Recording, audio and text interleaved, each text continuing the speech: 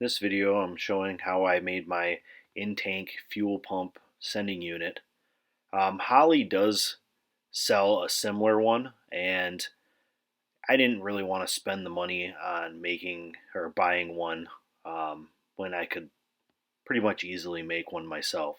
So first step here, of course, we got to drop the tank. Just got the tank dropped.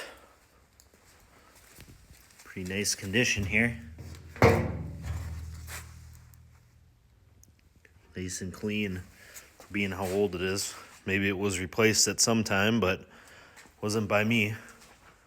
I just gotta figure out how to cram a big pump into here somehow.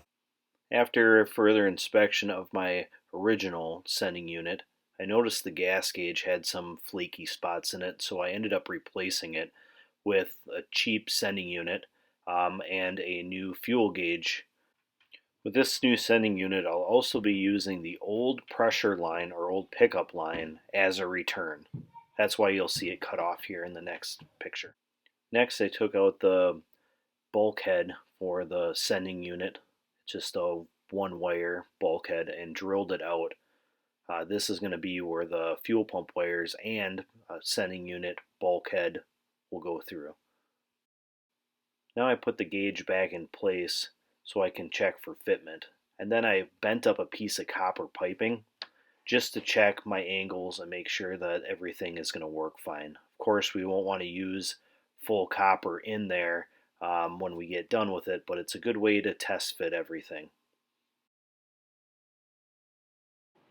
Once I verified that everything was working with the copper test piece, I bent up a piece of steel tubing and put everything back together. I want you to note that the fuel level gauge has to be removable on these newer sending units to be able to fit everything in through the top of the tank.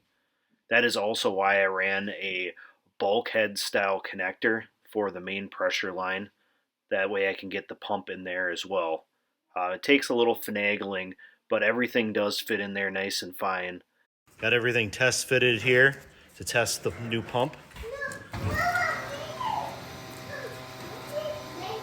Looks like everything's holding pressure pretty well, running 58 psi. All the fittings and everything look like they're holding up well. So it looks like that is solved. Now I just got to install it back in the car and test it out.